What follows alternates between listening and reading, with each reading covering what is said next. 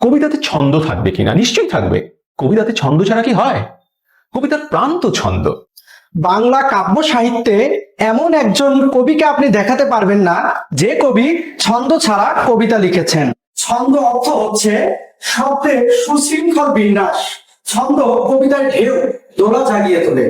ছন্দ কবিতার প্রাণ প্রতিষ্ঠা করে।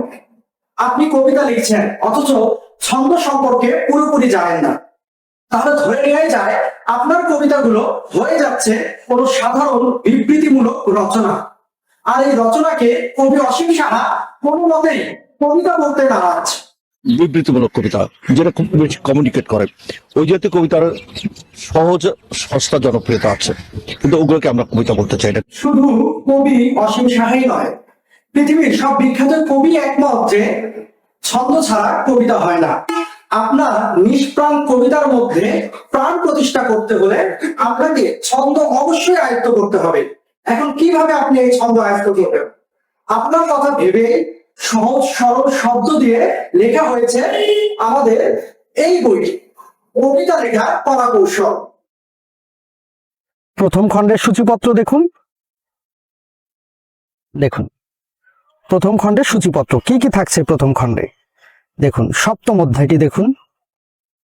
দেখুন আমি সংক্ষিপ্তভাবে সপ্তম অধ্যায়টি দেখাই। দেখুন বিশ্বকবি রবীন্দ্রনাথ ঠাকুর কি বলেছেন? অল্প বয়সে প্রথমটা কিছুকাল অন্যের অনুকরণ অবশ্য করেছি, কবি বিহারীলালের কাছে আমার প্রথম শিক্ষা।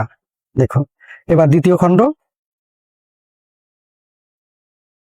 কবিতা নারী নক্ষত্র জানা অজানা। কবিতা কি, কবিতা কাকে বলে, বিভিন্ন বিষয়, ছন্দ কি, ছন্দ কাকে বলে, কত প্রকার ও কি কি, এবং কবিতা ও কবিতার ছন্দ মিল কেন এক নয়। দেখুন এবার তৃতীয় খণ্ডটি দেখুন। এটি দ্বিতীয় খণ্ড। দেখুন তৃতীয় খণ্ডটি লেখা হয়েছে সম্পূর্ণ ছন্দ শাস্ত্রের উপর, যাতে করে আপনি খুব সহজেই ছন্দটা শিখতে পারেন, আয়ত্ত করতে পারেন। দেখুন